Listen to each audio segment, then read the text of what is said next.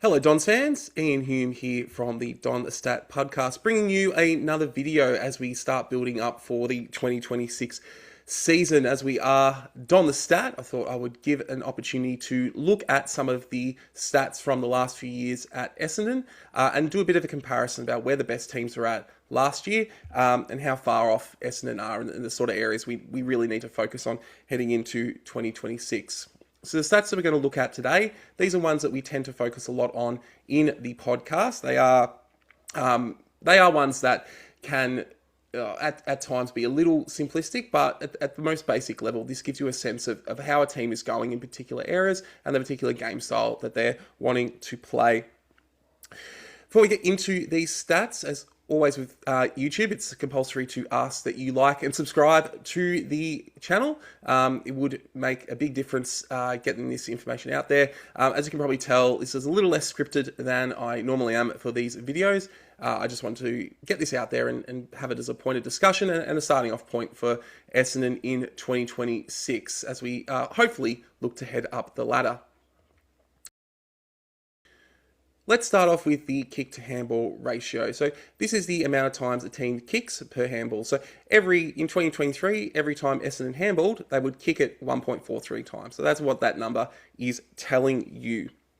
Okay, basically what it does is gives you a sense of how teams like to move the ball. As you can see there from Essendon, it is generally a much more of a handballing side than the rest of the competition. You can see there in terms of the rankings, Essendon much more wanting to move the ball by hand, or alternatively being forced to move the ball by hand. Teams are good at pressuring Essendon to try and get out of trouble through handball rather than through kicking the ball. As you can see there, the premiers and the top four in the competition all went at a high kick-to-handball ratio, so they were relying a lot more on kicking the ball than on handballing the ball. That said, the premiers prior to the Lions, for the 3 years of the Demons, the Cats, and the Magpies between 2021 and 2023, their kick-to-handball ratios were pretty similar to what Essendon had in 2023 and 2024. So it's not the be-all and end-all that you have to be a dominantly kicking team. There are ways to win where you do handball a little bit more. Obviously, you can't. Generally, with teams, you cannot get too close to parity in terms of kicks to handballs. You're basically not going anywhere, and you would find it really difficult to score. So you do need to have a ratio that's sort of around the 1.4 range at a minimum, based on recent history to compete for a flag. As you can see there in 2025, Essendon dropped right back. Partly that was due to personnel. Partly that's due to the ability of teams to restrict Essendon's ball movement. We did see a lot of opportunities where Essendon tried to move the ball through traffic, through hands, got into trouble, turned the ball over, and that would result in scores again. So we tend to see that we want the team kicking more, able to gain that distance there. And that really flows on to our next stat, which is meters gained per disposal. So on average, if you add up how many meters gained a team had in a game and divide that by the amount of disposals, that is what you get in terms of meters gained per disposal. As you can see here, Essendon has been dropping away in terms of meters gained per disposal. It's important to remember that if you kick the ball sideways across the ground 50 meters, that's a meters gained of 0, because meters gained is generated based on how far you move in relation to your own goal. So a kick across the ground generally leads to fewer meters gained. We know that Essendon in 2025 in particular, and even in previous years, has liked to hold on to the ball, and that's resulted in a lot of kicking the ball sideways at a slow pace as well, which has allowed teams to clog up the area in front of them. It makes it difficult for the Bombers to move forward. And so that is what results in the meters gained per disposal numbers that you see there, where Essendon is right down at 18th. If you can believe it, in 2025, the first half of the season, Essendon was actually even lower than that average there of 15.06. We're actually down in low 14s, which is well below the next worst side in the competition in terms of meters gained per disposal. We picked it up a little bit in the second half of the year, but again, that was when the personnel started to drop away. And so we didn't really get many benefits from that increased meters per disposal in the second half of the year. It was much more likely that we give the ball up. You can see there that with the Lions, and this is something we're going to get into when we look at some of the other features of their game, they weren't exactly the highest in terms of meters gained per disposal, although they were still quite significantly higher than the Bombers. You can see that over the top four average, the teams that are really competing for that premiership, those that finished in the top four, they're up around that 17 mark at least for last year. So you do have to be trying to move the ball forward as much as possible. Obviously, you can't just go kamikaze and continually try to move the ball forward. There is times where you should be trying to work around your opponents, take some time out of the game, slow it down, but you do want to be as much as possible moving the ball forward, and that's where the meters gained per disposal stat comes into it. Another thing that is important to be aware of is the territory game, and we can really measure that by the inside 50 differential. So how many times do you get the ball inside 50 compared to your opponents? So what this tells you is really where is the team playing, where is the game being played for a side. Okay, so if you look there, for example, in 2023, Essendon was playing from the back half, so we were giving up more inside 50s than we were generating ourselves. So a bit over 5 per game, having to deal with more inside 50s from the opposition than we were gaining ourselves. That flipped in 2024, where we played a really strong front half game. We were getting those looks at the forward 50, and it fell away again in 2025, as much to do with the injury crisis as anything.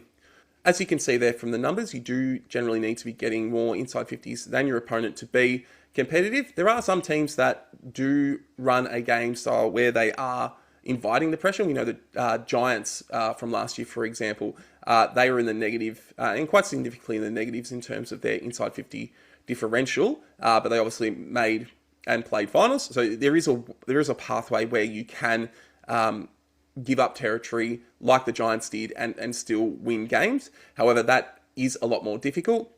In general, you do want to be getting quite a significant more amount of inside 50s, because ultimately what that's doing is giving you more opportunities than your opponent to score. If you have more opportunities than your opponent to score, you should be able to turn that into success. However, it's also about what you do when you get those inside 50s. And as you can see there, Essendon's inside 50s have been quite poor comparative to the rest of the competition, particularly over the last couple of seasons. Basically, inside 50 efficiency is how many shots on goal are you getting based on your inside 50 entries.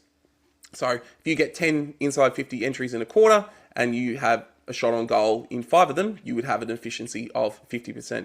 You can see there for the most part, even the best sides are only going at around 50% in terms of inside 50 efficiency, but that's enough to really be pushing you to be a successful side. Instead of Essendon, only 45% of Essendon's entries in 2025 resulted in a shot on goal. And when you have a situation like Essendon in 2025, where you're already getting less inside 50s than your opponent, having such a low efficiency compounds the issue of that territory.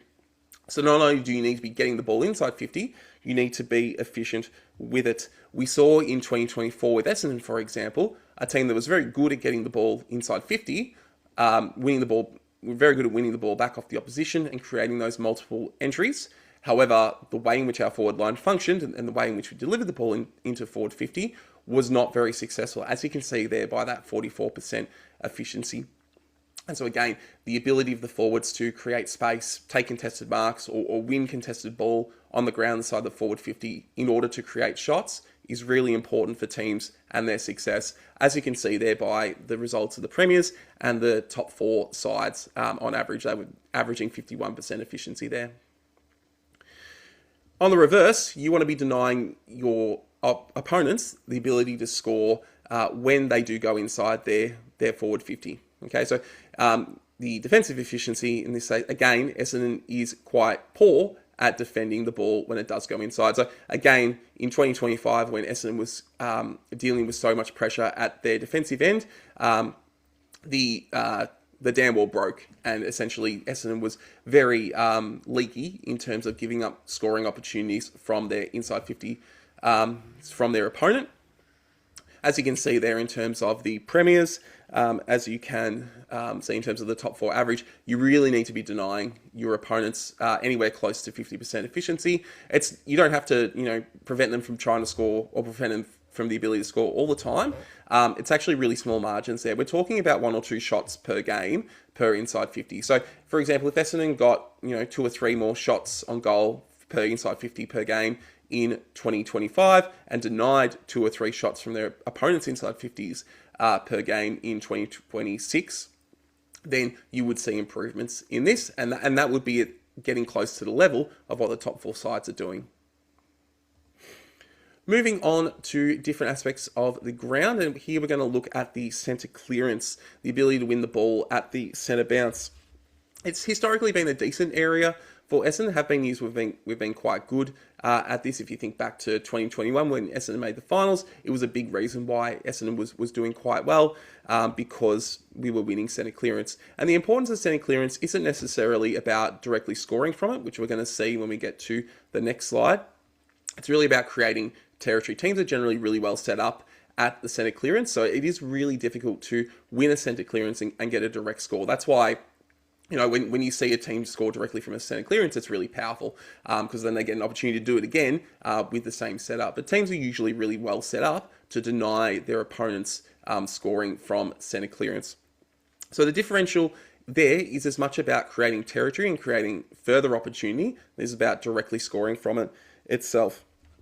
Okay, as you can see there, you know, the premiers were mid-table for centre clearance differential, and the top 4 average isn't exactly very high in terms of winning centre clearance, resulting in success. So it's not something you generally have to be dominant in to win a flag, but you generally want to be slightly above. Again, that's that territory battle there.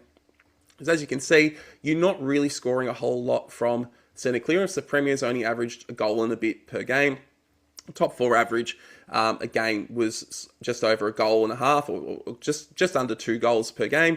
You see there with Essendon in 2023 and 2024, Essendon was relatively good at scoring from centre clearance. But the differences between being a really good team at scoring from centre clearance and a really poor team at scoring from centre clearance, as you can see from Essendon's numbers in 2024 and 2025, is really like half a goal. Okay, so we're not talking about huge differences in terms of being successful at scoring from centre clearance. It's not really something you want to be building a game around because it is quite easy to defend scores from centre clearance.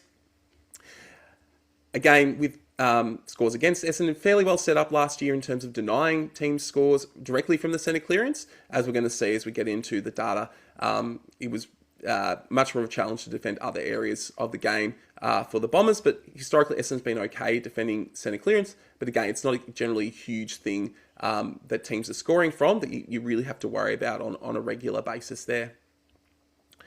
Moving on to stoppage clearance, in an area that Essendon's historically been quite poor at, was a pleasant surprise in 2025 to see Essendon, despite all the injuries, despite not having, you know, our number 1 and number 2 ruckman, despite missing Darcy Parish for the majority of the year in particular, Essendon actually had a positive stoppage clearance differential. It wasn't a huge difference. Essendon was still mid-table for winning stoppage clearance, but you know, a pleasant surprise from where we were, and a surprise in turn because of all the injuries and dealing with that, the outcome of that.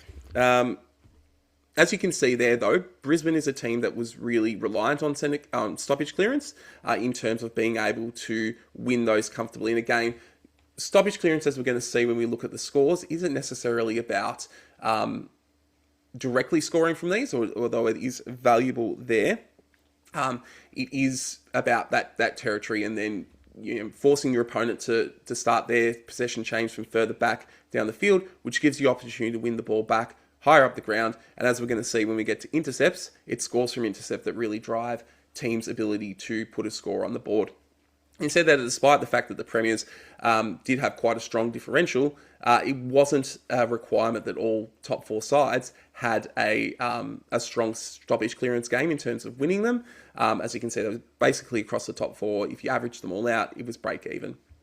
An interesting thing to note as we get into stoppage clearance scores, the game that Essendon played against the Premiers in round 12, where Essendon did actually have quite a strong comeback and really threatened the Premiers until late in the game, that was actually built on stoppage clearance and stoppage clearance dominance. So some of Essendon's best play in 2026 came when they really took it up to the eventual Premiers in an area that they are really strong at, and Essendon were actually on top of that for quite a long period of that game, and that's what really got into them. It was 31 points to 10 from stoppage clearance in that game, and that was what drove a lot of the comeback in that third quarter of that game. So again, it was a really tough year last year. You're really looking for golden nuggets in the stream of not very good results, and that's something that you can really point to and go, that was a moment where Essendon really took it up to one of the best sides. As you can see here, the score 4 from ball up around the ground. Again, Essendon's been really poor at this historically. So the ability to win a stoppage ball up and then score directly from it. Again, for most teams that they're scoring, or the best teams, they're scoring around 2 and a bit goals per game. We see that the Premiers, even though they were so dominant at stoppage clearance, still only scoring 2 and a bit goals per game on average from winning that. And so whilst it is good for territory reasons to be winning stoppage clearance, it's not the direct result of the stoppage is not necessarily going to be a score. It's what comes after that and the pressure that creates. As you see there from Essendon, we really struggled to score from stoppage, even though we did historically better than we have done comparatively to the rest of the competition. It wasn't a big scoring opportunity for Essendon. Same with from throw-in, and it's going to be interesting to see how these numbers change in 2026 with the rule changes around throw-ins and when throw-ins will occur. So there's going to be less opportunities for throw-ins. How is it going to affect how teams both use this as a scoring opportunity and defend when they get these situations here? As you can see there for Essendon, not a top area for them. 2024 was decent, but in 2025, averaging a goal and a half and a bit per game. Again, you can see with the 2025 Premiers and the top 4, they're around 2 and a bit goals per game on average. So that's probably the market that you want to be getting to. But again, it's not huge differences we're talking about here across there. In terms of defending from ball ups, you can see there that, again, Essendon was roughly pretty close to what the Premiers got. You can see there that even though the Premiers were winning so much more stoppage clearance than their opponents, they were still giving up a reasonable amount of points from stoppage clearance there. And again, from throw-in, another pleasing aspect of Essendon in 2025 was actually pretty good at defending from ball up. You see they were ranked second in terms of scores against from ball up, even better than the Premiers and the top 4 on average. However, again, it's not a huge aspect of what teams score. And so, again, you don't want to be leaking so many points from this, but again, it's not a huge area that teams really focus on in terms of their scoring ability, which we're going to get into in a minute. Another aspect of the game is the contested possession, so the ability to win the ball when it's in dispute, and this covers all sources, whether it's on the ground, contested marks, ruck contests, things along those lines. These are when your contested possessions are generated. And your ability, how you're going to go when there is someone challenging you for the ball, can you win it? You see there, again, it's not something that Essendon has been super strong at. It's something Essendon has typically struggled at. Even when Essendon wins the stoppage clearance like we did last year, and stoppage situations are a big chunk of where contested possessions occur, it's not the only time. You see that outside of stoppage situations, Essendon really struggled to win those contested possessions in 2025. Again, though, one interesting thing about contested possession, as much as we talk about the importance of the contest and the importance of players who are able to win the contest, historically it hasn't actually been a huge marker for success. And even last year, in 2025, 4 of the top 5 contested possession sides in the competition didn't actually play finals. So whilst it can be important, as you can see there with Brisbane, they had a positive differential. Being one of the top contested possession sides doesn't necessarily guarantee success or even guarantee finals, as we saw from 2025. And again, other parts of your game, particularly on the outside, and particularly in terms of your setup outside of the contest, can make up for a lack of the ability to win contested possession. So again, it's not the be all and end all. If Essendon contested possession numbers stay the same in 2026, but other areas improve, that would probably lead to a bigger result in terms of Essendon's performance in 2026 than solely relying on trying to win contested possession. Another thing that's really important is the ground ball. So these are balls in contest that are on the ground. Again, it's an area Essendon's traditionally been weak in, although as can see from 2025, Essendon did actually improve in this area. Ground ball gets a really important number for talking about the game when it's in chaos. You may have heard of people refer to the ideas of a chaos game style versus controlled game style. Controlled game styles are teams that like to control the ball, keep the ball in the air, play sort of kick mark games and deny the opposition the ability to win the ball. Chaos gameplay is putting those balls in those contested situations on the ground and backing your team to win it. Typically, finals-like games are more of those chaos games where the ball is on the ground a lot more. It's in contest, and so the ability to win ground ball is really important. We see there with the Lions, they averaged 3.56 ground ball games, or ground ball gets a game compared to their opposition, which was ranked 4th for the season. Wasn't a big indicator of the ability to make finals and finish sort of in that top 4. However, some of the teams that had the poorer ground ball get numbers that finished in the top 4 across the season didn't have as good performance in the actual finals and how that played out. So that's, again, the regular season and the finals play out differently, and ground ball gets become more important in a finals-like situation. And so that is important. Although if you go back to, say, the 2023 finals and the Magpies premiership win, they actually were a negative differential for ground ball get. So again, it's not the be-all and end-all, but typically if you want to have success in finals, you want to have a positive ground ball get differential. And for the first time in a long time, Essendon achieved that in 2025. So we would want to see that number continue to be in the positives and continue to rise up as 2026 goes on. Moving on to the control aspect of the game, and that is the marks aspect of it. Typically, Essendon's been right at the top in terms of marks in the last few years. We're looking here at the differential numbers, but in terms of raw numbers, the amount of marks a team takes in a game, Essendon's sort of been around the top 4 for the couple of years leading up to last year. As you can see there from the differential, things fell away. There.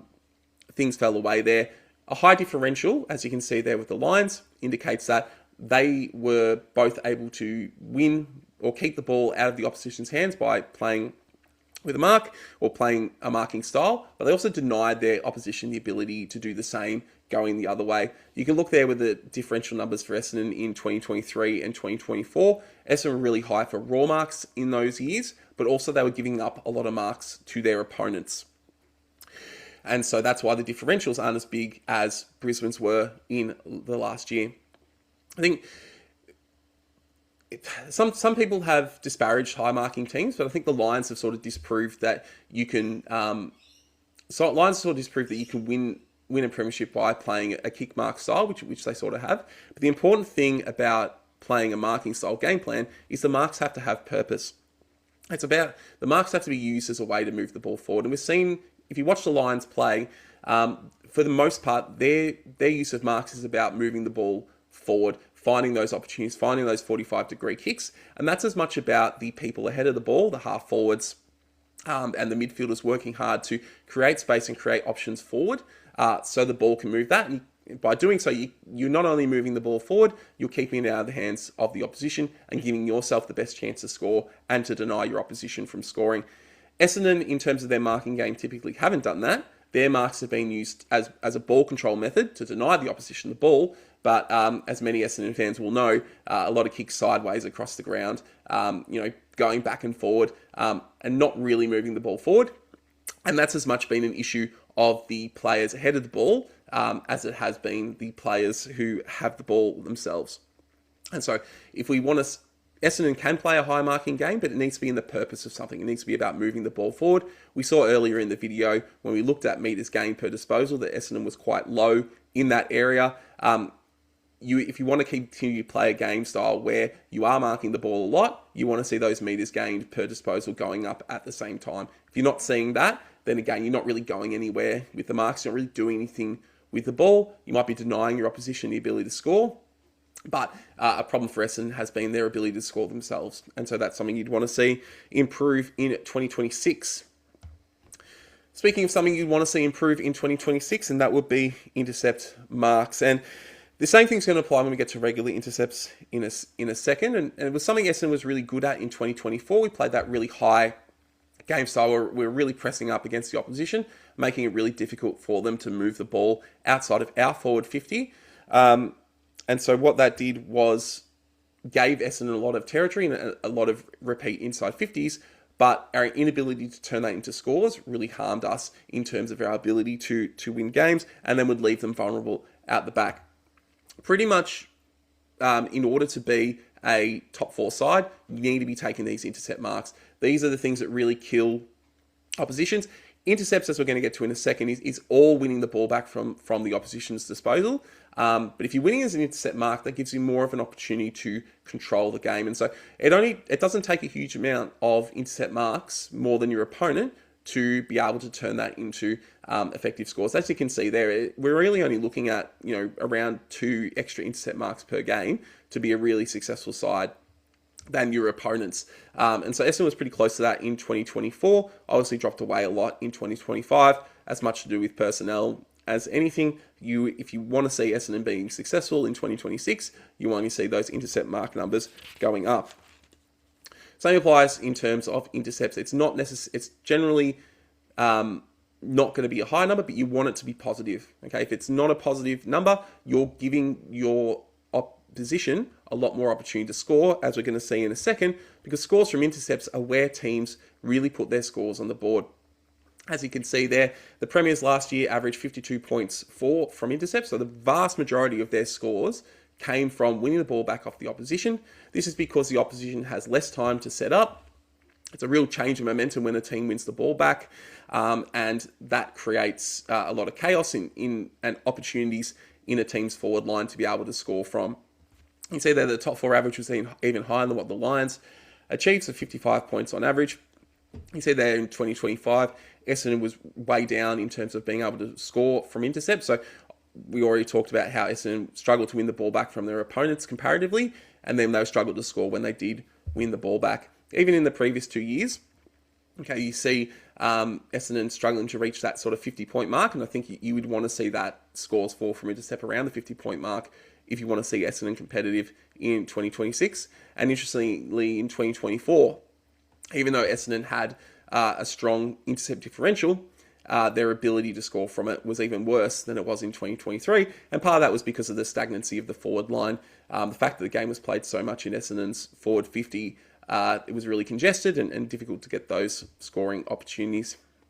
The same applies in terms of scores against from intercept. This tells you a lot about how well your team sets up. It tells you a lot about where you give the ball back. So if you're giving the ball back in an opposition's forward half, it's much easier for them to score. We saw that a lot with Essendon. It tells you a lot about how teams respond when they and how quickly they react when they give the ball up. So the best sides obviously aren't going to give the ball up a lot. When they give the ball up, it's going to be further down the ground, so in their forward 50 or in their forward half, which gives their defence more time to defend against incursions from the opposition. As you can see there, in order to be a strong side in terms of intercept, you're probably wanting to be restricting your opponents to around 40 points per game from intercept. So again, if you think about that from an Essendon perspective, if we look at the numbers that we've just looked at, Essendon probably want to be scoring 2 to 3 more goals from intercept and not giving up 2 to 3, or giving up 2 to 3 less goals from intercept in 2026. So it's a big challenge.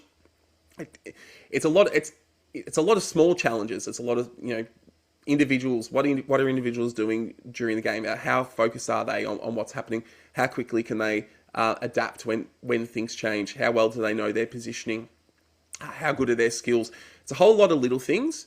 And if you start making those little things or working on those little things, making them or fixing those issues, then you can start to see real results on the board. Until you start seeing that around Essendon in terms of intercept scores, it's going to be really hard for Essendon to be competitive. So these are probably the markers that you really want to be looking at.